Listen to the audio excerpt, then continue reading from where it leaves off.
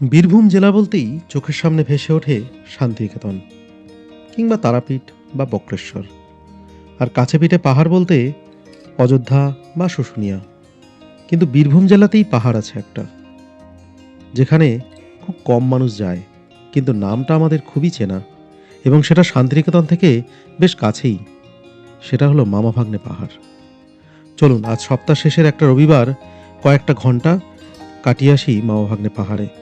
কিভাবে যেতে হয়, কতটা চড়াই পথ, সব কিছু থাকবে এই পর্বে।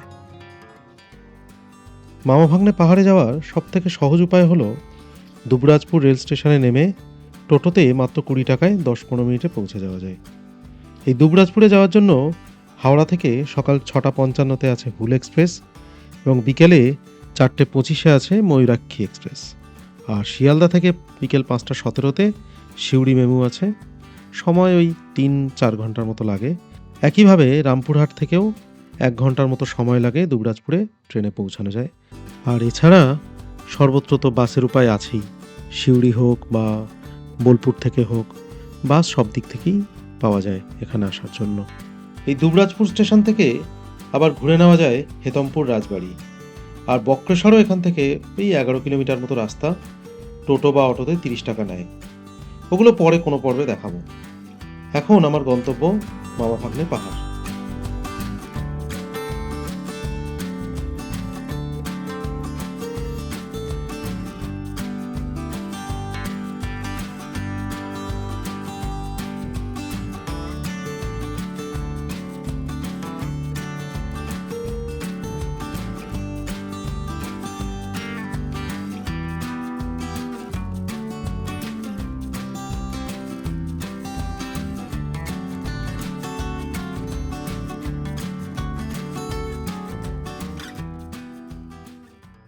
এখানে একটা পার্ক রয়েছে, পার্কে প্রবেশ মূল্য 10 টাকা। কাউন্টার বন্ধ, কিন্তু পার্কের গেট খোলা। আপাতত এখন পার্কে যাওয়ার ইচ্ছা নেই, যাই দেখতে আসি। এখানে খুব সুন্দর একটা মন্দির রয়েছে। পাহাড়ের একদম শুরুতেই পাদদেশে রয়েছে পাহাড়েশ্বর মন্দির। এটা শিবের মন্দির। এর উপরে আবার একটা পাহাড়েশ্বর মন্দির আছে, সেটা শ্মশানকালী মন্দির, এবং বেশ জাগ্রত বলে মনে করা হয়।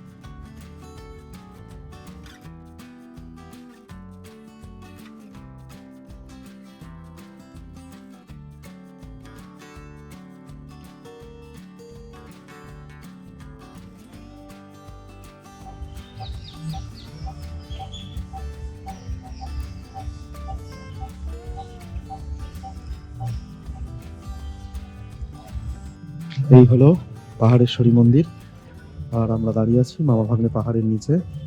ওইখান থেকে মামাভাগ্নে পাহাড়ে যাওয়ার রাস্তাটা শুরু হচ্ছে। লেখা আছে ব্রততীর্থ সাধনাপীঠ পাহাড়েশ্বরী মায়ের মন্দির, কিন্তু এই রাস্তাটাই উপরের দিকে চলে যাচ্ছে। আগে জায়গাটা ফাঁকা ফাঁকা ছিল, তখন বোঝা যেত যে দুটো পাহাড়, এখন একদমই বোঝা যায় না। এইখান থেকে শুরু হচ্ছে মামাভাগ্নে পাহাড়ে যাওয়ার রাস্তাটা। এখন হাঁটতে হাঁটতে যাচ্ছি উপরের দিকে।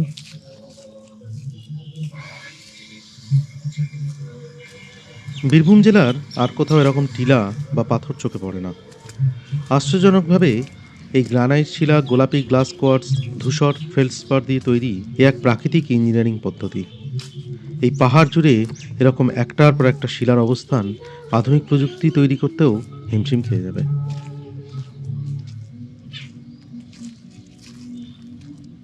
জায়গাটা খুবই নোংরা অবস্থায় রয়েছে, চাইলে ভালো করে একটু পরিষ্কার করতে পারতো, কেন করেনি আমি জানি না। বীরভূম জেলার একমাত্র পাহাড় কিন্তু এই মামাভাগ্নে পাহাড়। এই জেলায় আর অন্য কোনো পাহাড় নেই, তো তার রক্ষণাবেক্ষণের খুবই খারাপ অবস্থা। এখানে বোধহয় পিকনিক হয়েছে, তো সেই পাতা টাতা পড়ে ভর্তি হয়ে রয়েছে। কি অবস্থা! আমি দেখেছিলাম তোর ইয়ে ছিল, নোংরা ছিল। কিন্তু কোনটা মামা আর কোনটা ভাগ্নে জিজ্ঞেস কর, এখানে তো লোকাল ওনাকে জিজ্ঞেস কর। দেখলে নিশ্চয়ই বোঝা যাবে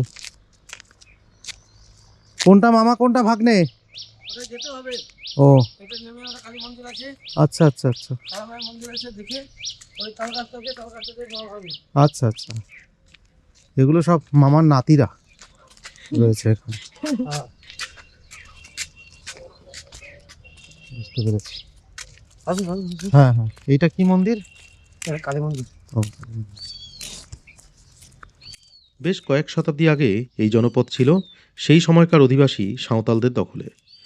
জনবসতির ইতিহাস বলে এরপর রাজনগরের মুসলিম রাজা, হেতমপুরের রাজাদের হাত ধরে পাহাড়েশ্বর আসে দুবরাজপুরের শ্রী শ্রী রামকৃষ্ণ আশ্রমের প্রতিষ্ঠাতা ভূপানন্দ মহারাজের হাতে। ৮০ দশকের শেষ দিকে দুবরাজপুর পুরসভার হাতে পাহাড়েশ্বরকে মহারাজ তুলে দেন। তার উদ্দেশ্য ছিল প্রাকৃতিক সম্পদ পাহাড়েশ্বরের মূল আকর্ষণ মামা ভাগ্নে সহ যে জায়গাটা এখানে আরও ভালো করে সাজিয়ে মানুষের কাছে আকর্ষণীয় করে তোলা, যাতে এখানে মানুষ আরও বেড়াতে আসতে পারেন, তারা আনন্দ পান।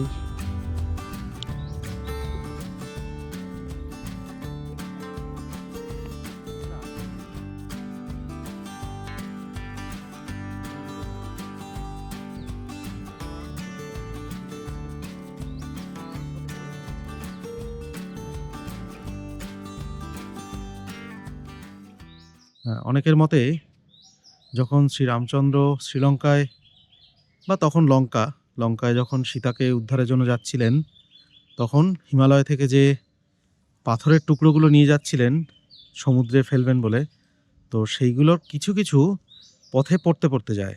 তো তার কয়েকটা এখানে পড়েছিল, সেই থেকে এই জায়গাটা এইরকম ছোট ছোট রক টাইপের হয়ে রয়েছে, টিলা সব। আবার অনেকের মতে একবার ভগবান শিব বিশ্বকর্মাকে বলেন একটা কাশি তৈরি করতে হবে, দ্বিতীয় কাশি। এক রাতের মধ্যে দ্বিতীয় কাশি তৈরি করার চেষ্টা করেন। তো সেই সময় কিছু পাথর পড়ে যায় পৃথিবীতে, সেইগুলো এসে এই বীরভূমের এই দুবরাজপুর এলাকায় পড়ে, সেখান থেকে নাকি এই জায়গাটা তৈরি হয়েছে। আর মামা ভাগ্নে নামটা এসেছে, অনেকে বলে যে কংসের কোলে শ্রীকৃষ্ণ থাকলে যেরকম দেখতে লাগে, এই মামা আর ভাগ্নাকে দেখলে সেরকম টাইপের মনে হয়। তো এরকম নানা ধরনের ব্যাপার রয়েছে। আবার ভূতত্ত্ব অনুযায়ী বলা হয় যে এখানে বহু বছর আগে আগ্নেয়গিরি ছিল, সেখান থেকে কিছু অগ্নুৎপাত হয়ে এই সব ছোট ছোট টিলাগুলো বেরিয়েছে এবং সেগুলো ঠান্ডা হয়ে শুকিয়ে এরকম অবস্থায় পড়ে আছে। যাই হোক, এর ঠিকঠাক কারণ এখনো পর্যন্ত কোনোটাই পাওয়া যায়নি এবং কোনোটা সেইভাবে প্রমাণিত হয়নি যে কী কারণে রয়েছে। তবে এই মামা এবং ভাগ্নে যেভাবে বছরের পর বছর রয়েছে, এটা সত্যি একটা মানে বিস্ময়কর ব্যাপার, ভীষণ ভালো দেখতে। কিন্তু যে পরিমাণ মানুষ অযোধ্যা পাহাড়ে যায়, শুশুনিয়া পাহাড়ে যায়, সেই পরিমাণ মানুষ মামা ভাগ্নে পাহাড়ে আসে না। বীরভূমের এত কাছে, বীরভূম জেলার শান্তিনিকেতন থেকে ৪৫ কিলোমিটার, সিউড়ি আছে, পাশে বক্রেশ্বর রয়েছে, তারাপীঠ রয়েছে, সব জায়গা থেকে এই জায়গাটা খুবই কাছে, কিন্তু তাও বেশি মানুষ আসে না।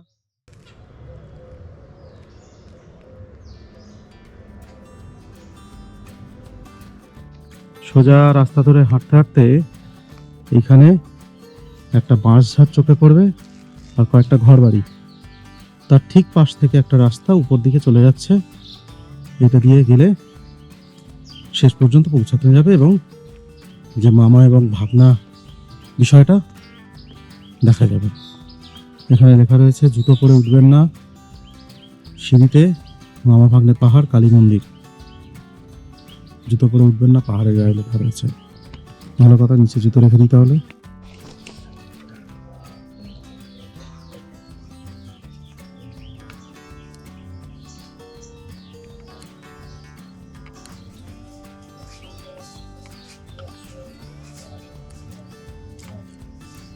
এখানে এরা লিখেও দিয়েছে মামা পাশে একটা ভাগ্নের, যাতে কোনোভাবে ভুল না হয় বা গুলিয়ে না যায়।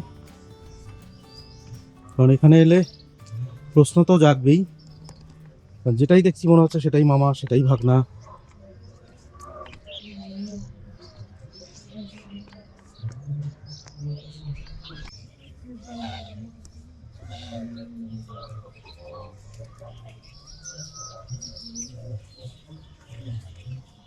ভূতত্ত্ববিদদের মতে অনেক বছর আগে আগ্নেয়গিরি বিস্ফোরণের ফলে তৈরি হয়েছিল ছোটনাগপুর মালভূমি। তার ফলে বেশ কিছু বড় বড় পাথর ভূপৃষ্ঠের ওপরে চলে আসে। তবে পুরাণ হোক বা ভূতত্ত্ব, কেউই জানাতে পারেনি কিভাবে একটা পাথরের ওপর আরেকটা পাথর বজায় রেখেছে, কতদিন ধরে রয়েছে, কেনই বা পড়ে যাচ্ছে না।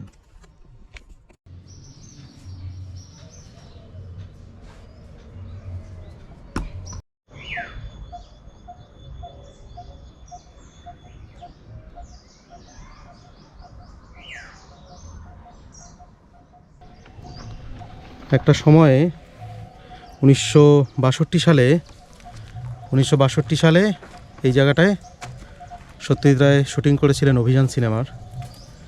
তো সেই জায়গাটা কত ভালো একটা জায়গা হতে পারতো লোকজনের কাছে, সেই জায়গাটার অবস্থাটা এখন খুবই খারাপ। এখানে যেখানে সেখানে বিয়ারের ক্যান পড়ে আছে, নোংরা আবর্জনা, প্লাস্টিক, কাগজ, মানে জায়গাটা একটা খুব সুন্দর আড্ডা, সন্ধ্যের পরে এখানে বসে একটু সেবন করা। কিন্তু জায়গাটা সেবন করুক, পরিষ্কার করে রাখলে তো লোকজন আসতে পারে, ভালো লাগে দেখতে, সেই ইচ্ছাটা দেখে মনে হচ্ছে নেই।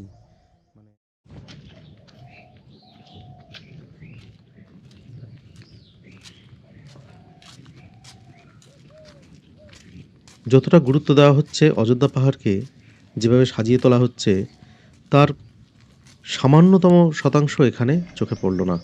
চারিদিকে প্রচণ্ড আগাছা, শুধুমাত্র যাওয়ার রাস্তাটুকু রয়েছে, সেটাও হয়তো মন্দিরে পুজো দিতে যাওয়ার কারণে। কিন্তু একটা পর্যটন কেন্দ্রে যেরকম হওয়া উচিত সেটা বিন্দুমাত্র এখানে নেই।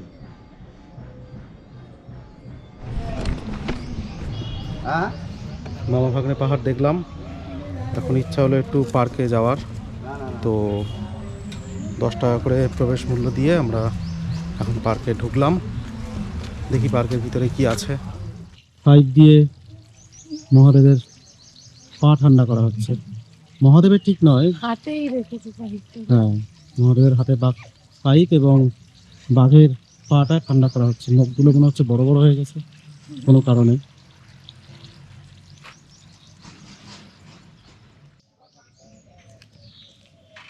একটা মূর্তি রাখা রয়েছে, বাচ্চাদের খেলার জায়গা, জাম্পিং জাপাং, তো মনে হচ্ছে আর ব্যবহার হয় না, কয়েক লক্ষ পাতা ওর মধ্যে পড়ে রয়েছে।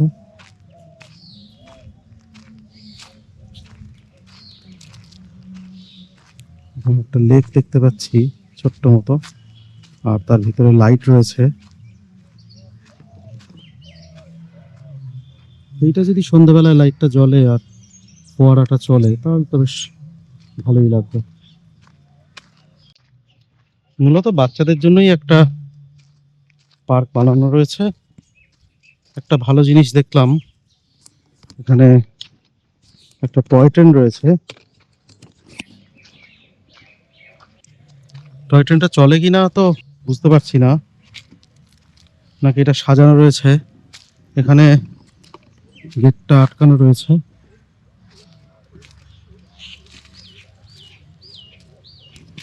সম্ভবত কোনো এক সময় চলতো, এই মুহূর্তে বন্ধ রয়েছে। মাত্র 1 ঘন্টার মতো সময় লাগলো পুরোটা ঘুরে দেখতে। সেরকম চড়াই উতরাই নেই, সামান্য কয়েকটা সিঁড়ি, আর মামা ভাগ্নের মতন অজস্র পাথর ছড়িয়ে আছে আশেপাশে। ভিডিওটা ভালো লাগলে লাইক করবেন এবং কমেন্টে জানাবেন কীরকম লাগলো।